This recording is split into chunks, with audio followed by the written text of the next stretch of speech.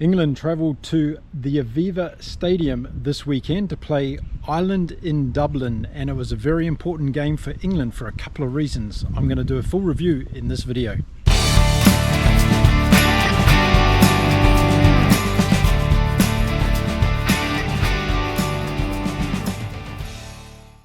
G'day and welcome to Inside Rugby. My name is Mark and I'm a Kiwi rugby fan living here in Cancun in Mexico.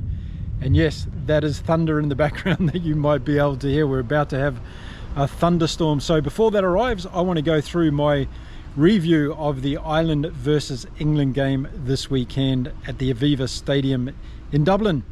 And before the game kicked off, I just want to go through a few things that I think the coaches from the respective teams might have been looking forward to from this weekend's game.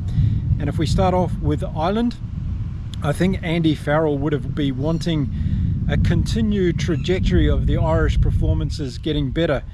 Compared to some of the other teams, this was Ireland's second hit out in the warm-up series, and it was an opportunity for them to awaken the grizzly bear. And I say that because I think the Irish rugby team at the moment is like a grizzly bear waking up from its hibernation, and it's getting hungry again, and it's getting used to being outside and taking on all of its opponents. So that's my analogy for the Irish rugby team at the moment. But in all seriousness, I think Andy Farrell would have been wanting a more slicker performance against England than what he saw in their last game. And that means better combinations in the forwards, quicker around the park, and using the decisiveness of the Irish backline as well. For England, I think Steve Borthwick is running into a bit of a wall, and it's coming around him because of the lack of creativity that appears to be surrounding the game plan from England at the moment. They weren't spectacular at all against Wales. They bet a poor Welsh team. In fact, they were lucky to win that second game against Wales at Twickenham. And if England are going to be a force at this year's Rugby World Cup, then we need to see something different from them. We need to see their players being unleashed and basically allowed to play the game of rugby that they want to play. We know that this English team has a lot of talent, and there's some great performances waiting to happen from this English team, but they're just not getting there. And it must be a combination of what the game plan is from the coaching squad as well as the players themselves. Are they still locked into that Eddie Jones mentality and some of the things that may have gone wrong in that Eddie Jones's era, towards the end of that era? So going into the game, I think both coaches were looking for two different things from their teams. Andy Farrell looking for Ireland to take another step forward.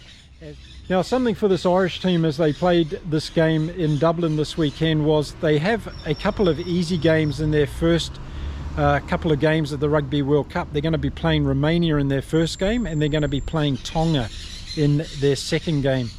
So even though that this is only their second game in the warm-up series for their team, I wouldn't be too worried about the trajectory they're on, because and I think the last thing Andy Farrell wants is this Irish team, to be peaking too early in the Rugby World Cup. So I think, you know, they still have opportunities to play themselves into the tournament through those games against Romania and Tonga in particular, before they get to those really difficult games, which is going to be South Africa and also Scotland.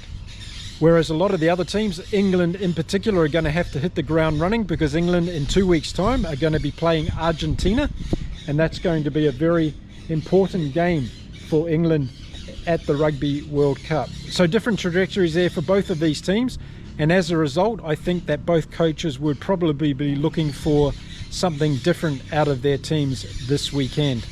Now, Andy Farrell has said that Jack Conan, Ronan Kelleher and Dave Kilcoyne are all fit and will be ready to go at the Rugby World Cup, so they haven't been included in this particular game. But Farrell has reassured fans that those three players will probably come into the team, as we know they definitely will. So Ireland went in with a good team for this game. I was looking forward to seeing how the back three in particular play in this game. I got a lot of time from Mac Hansen. I think he's a great player on the wing. James Lowe's always very steady as well.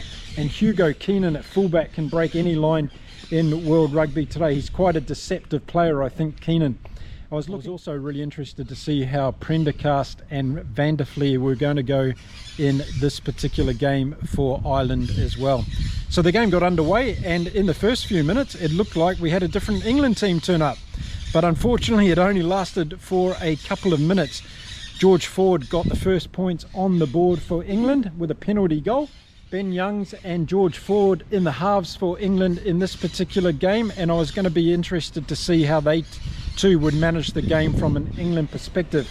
Were we about to see a kick fest from England, or were we going to see them open it wide to their great backs that they have in Manu Tuilagi, and also out to their wingers Watson and Elliot Daly, of course, who's brilliant, and Freddie Stewart at fullback. So the potential is definitely there in this England team, and everybody was waiting in anticipation whether the English backs were going to get an opportunity to shine in this game.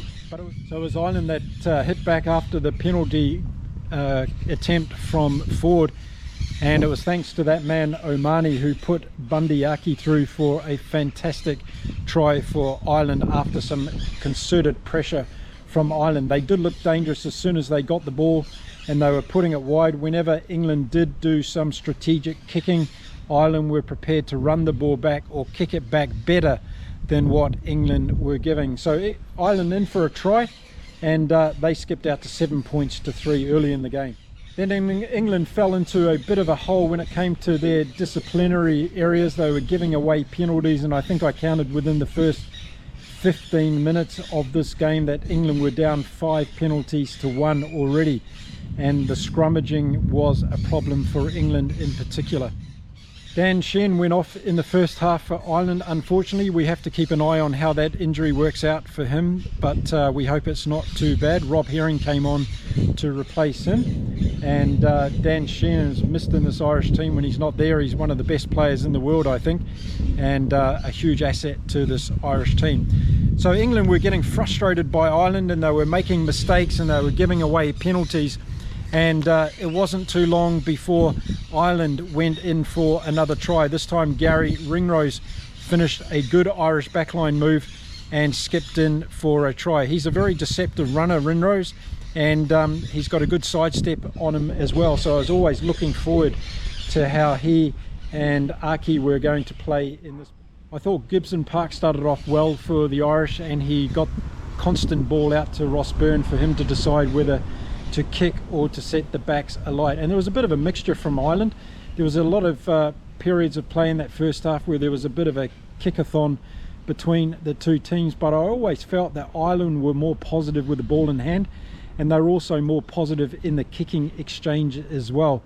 Hugo Keenan was rapid to bring the ball back on a number of occasions, and he would typically beat the English first line of defence, so that's something they have to tighten up on as well. O'Mahony was huge in the forwards. Prendergast was having a good game, and Van der Vliet for Ireland was also playing very well. So they're packed. At half time it was only 12-3 to Ireland, but the writing was really on the wall, because every time England got the ball they seemed to be clueless in terms of what they wanted to do. Now, I don't want people to say I'm England bashing again in my videos, because I want England to play expansive open rugby. They have the talent to do it, but they seem very set in their ways, and as a result of that they become very robotic, very predictable for defences to read, and they seem to be playing rugby that was applicable 5 or 10 years ago. They're not playing modern day rugby, and as a result of that, yes, I get frustrated and I'm quite critical of it. And when we went into half time, I was just thinking to myself, there's no way I can see England turning this game around. They didn't seem to have any ideas. When Ford would get the ball, he would either kick it and Ireland would return it with lots of possession resulting from that and multiple phases of play. And when Ireland got the ball out wide, they looked very dangerous, and they looked like they could break through the English defence at any particular time. So I wasn't impressed with England in that first half. I thought there was more to come from Ireland. I think they had a good start, but again, if you go back to my grizzly bear analogy, I think this is just another step for the Irish team to get momentum going as they head towards the World Cup. And the second half started pretty much like the first finish, with the Irish really dominating when they had the ball in hand. And unfortunately, when we got to the 52nd minute of this game, we had a deja vu moment with England, and one of their players being cited for a dangerous tackle. This time it was Billy Vunipola, who at that stage of the game hadn't really been doing anything significant. I think England, to be firing on all four cylinders, they need to have Vunipola really playing at his beastie self, but he doesn't seem to be in that frame of mind at the moment in this team. So as unfortunately he got a dangerous shoulder tackle in against his Irish opponent. He got a yellow card and cited for a red card, which it did turn to, and he'll be fronting the Independent Judicial Committee again this week for England. Sounds familiar, doesn't it? Well, unfortunately, because England haven't learned to tackle properly, they went on to have the rest of this game with 14 men, and I found it a very important component, I think, as we head towards the Rugby World Cup. For teams that are able to keep their 15 players on the field of play for the whole 80 minutes are obviously going to have an advantage over their opponents.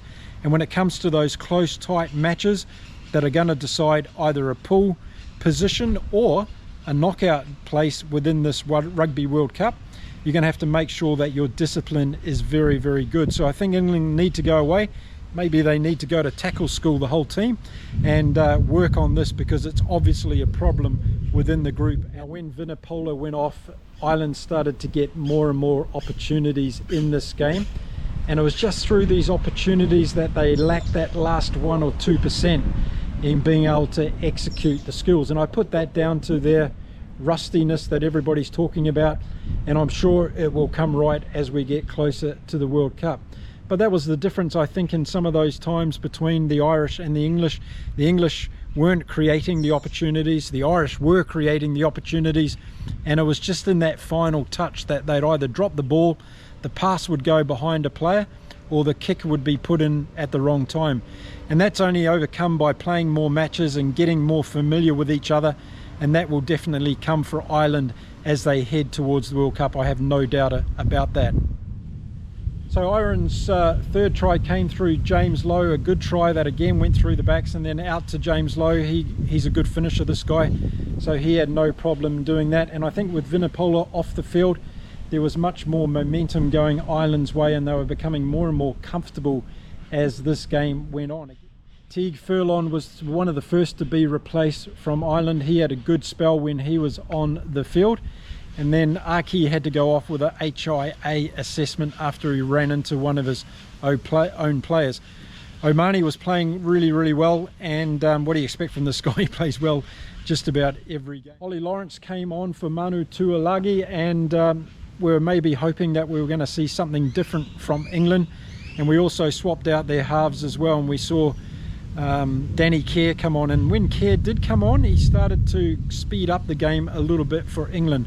Marcus Smith also came on later in the game, but by that stage I felt that Ireland were in the dominating position of the game. It never looked like England were going to get back into it, and it was through that lack of creativity from the English team that this game started to meander along with only one result that was going.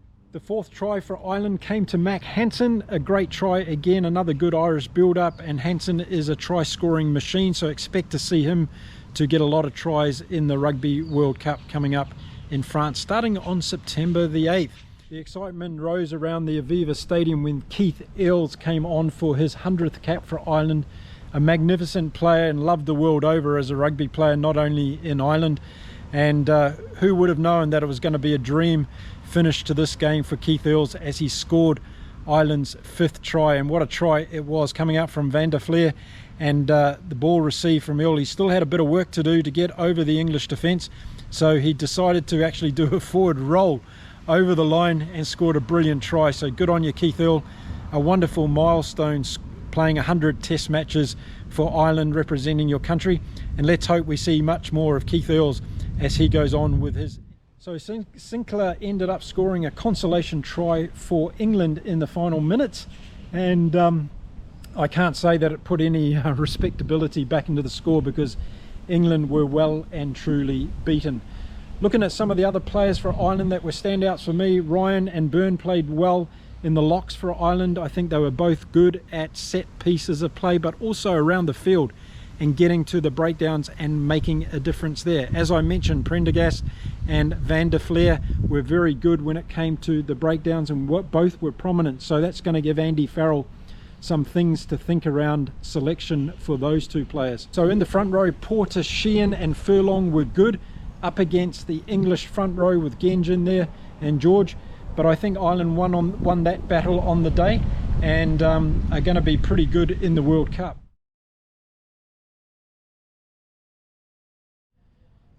You know, when you've got talent like Watson, Daly and Stewart at the back three compared to what we see from other teams, you know, look at the All Blacks with Jordan and Bowden Barrett and these guys.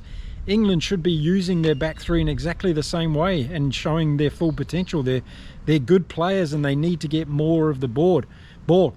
And I think part of the problem is the distribution strategy. So when England do get the ball, there's too much kicking going on, and first of all you give away possession and then you have to go into a defensive situation, and teams these days are too good at either bringing the ball back by running or through good strategic kicking options as well.